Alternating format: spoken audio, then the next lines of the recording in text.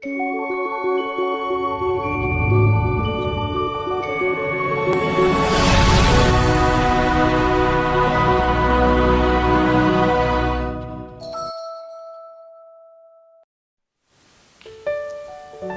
Ibu, dan saudara-saudari yang terkasih, marilah kita memulai renungan kita hari ini dengan tanda kemenangan Kristus.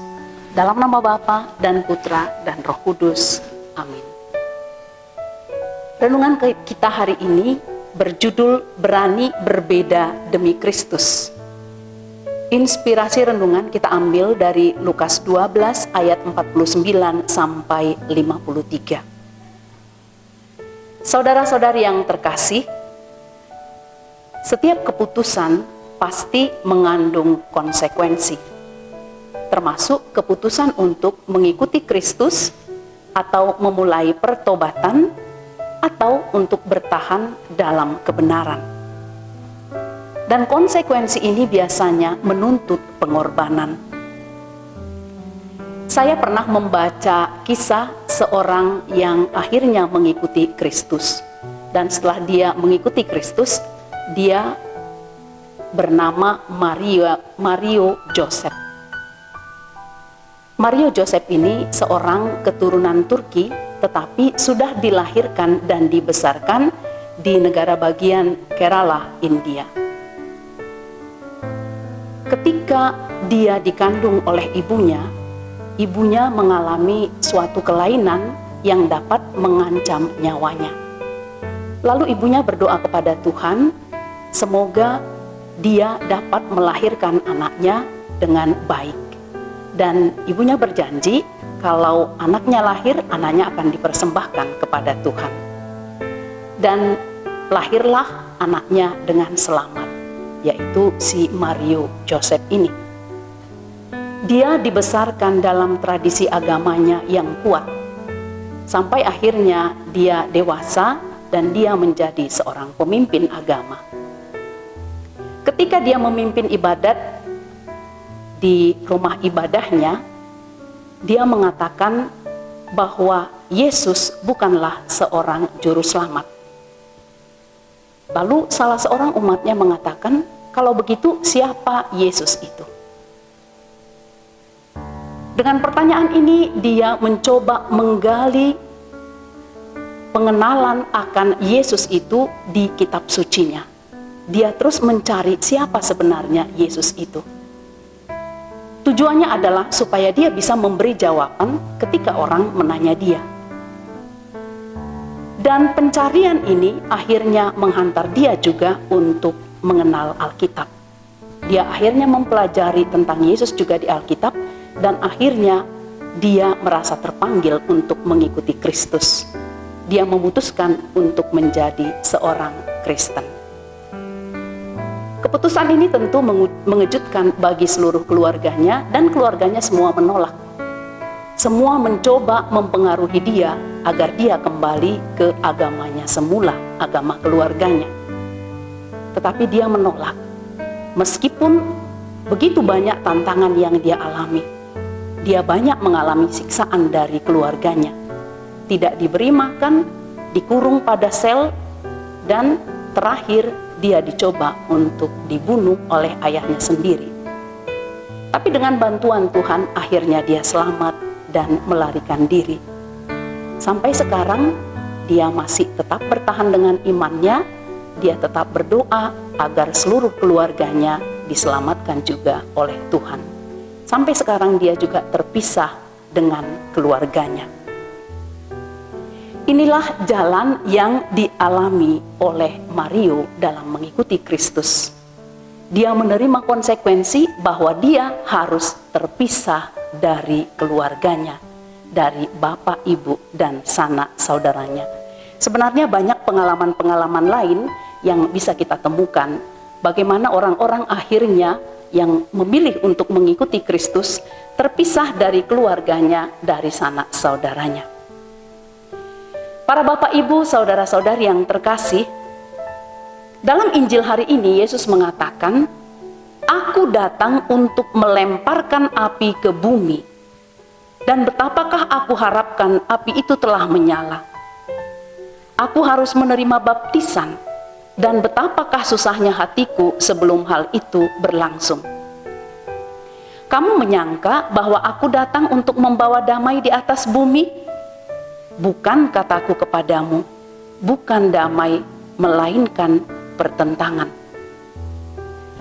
Mungkin kita agak terkejut mendengar perkataan Yesus ini.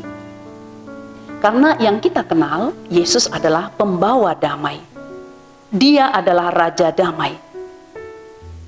Bahkan Yesus dalam salah satu Injil dikatakan pernah berdoa, "Ya Bapa, semoga mereka bersatu seperti kita adalah satu." Bagaimana mungkin Yesus mengatakan bahwa dia bukan membawa damai, tetapi pertentangan? Bahkan pertentangan dalam keluarga. Saudara-saudari yang terkasih, Injil hari ini merupakan Injil kelanjutan dari Injil-Injil sebelumnya pada hari-hari yang lalu. Ini merupakan akhir tahun liturgi, maka Injil biasanya berbicara tentang sikap yang perlu kita miliki, yakni berjaga-jaga dan waspada. Injil-Injil ini mengingatkan kita tentang akhir zaman, agar kita mempersiapkan diri menjelang kehidupan kelak setelah kehidupan kita di dunia ini. Maka bacaan Injil tadi juga mengajak kita untuk terus-menerus melakukan pertobatan dan berbalik dari kehidupan dunia ini yang seringkali bertentangan dengan kehendak Allah. Maka ketika Yesus mengatakan bahwa Dia datang untuk melemparkan api ke dunia, api ini melambangkan roh yang diharapkan terus menyala untuk menyucikan kita dari dosa-dosa. Roh yang menyala inilah yang membawa kita pada pertobatan dan berbalik kepada Allah. Dan jalan pertobatan ini seringkali membawa kita pada pemisahan, bahkan dengan keluarga kita sendiri. Apa yang menjadi penyebabnya? Penyebabnya adalah jalan berbalik kepada Allah sangat bertentangan atau berlawanan dengan jalan dunia ini. Maka ketika kita memilih jalan kebenaran, akan banyak tantangan yang kita alami, yakni dari orang-orang yang lebih memilih jalan duniawi.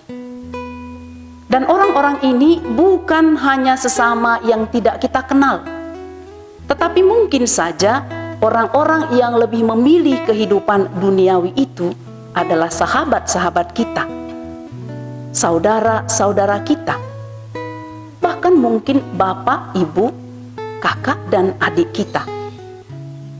Hal yang beginilah, yang demikian itulah yang dimaksud Yesus bahwa kehadirannya membawa pemisahan. Jika kita ingin tetap berada pada jalan kebenaran, tentu kita harus memilih untuk terpisah dari orang-orang yang mengikatkan dirinya pada kehidupan duniawi ini. Meskipun itu orang-orang terdekat kita, meskipun itu keluarga kita sendiri. Saudara-saudari yang terkasih, mungkin kita tidak sampai mengalami seperti apa yang dialami oleh Mario Joseph karena kita memilih Kristus. Karena kita sudah menjadi pengikut Kristus sekarang ini, entah karena baptisan kita sejak kecil atau karena pilihan kita sesudah kita dewasa. Kita mungkin tidak akan mengalami siksaan fisik demi mengikuti Kristus. Namun seringkali dalam kehidupan sehari-hari, lewat pengalaman-pengalaman yang kecil dan sederhana, kita dihadapkan pada pilihan-pilihan untuk mengikuti kebenaran atau tidak.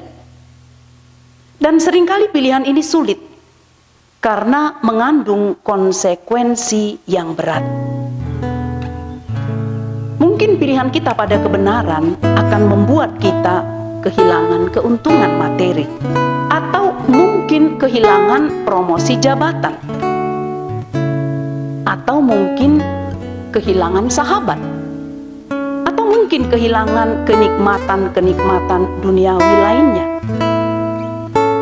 dan kehilangan yang lain-lain. Namun kalau kita mau berpegang pada kebenaran, kita harus rela mengorbankan hal-hal lain itu demi kebenaran itu sendiri. Marilah kita tetap setia pada Kristus, karena kita akan mendapat ganjaran keselamatan, yakni mendapatkan kehidupan kekal di surga. Ketika kita sudah memilih untuk mengikuti Kristus pada jalan kebenaran, maka kita harus berani menolak semua hal yang bertentangan dengan jalan kebenaran Kristus itu sendiri. Amin. Dalam nama Bapa dan Putra dan Roh Kudus.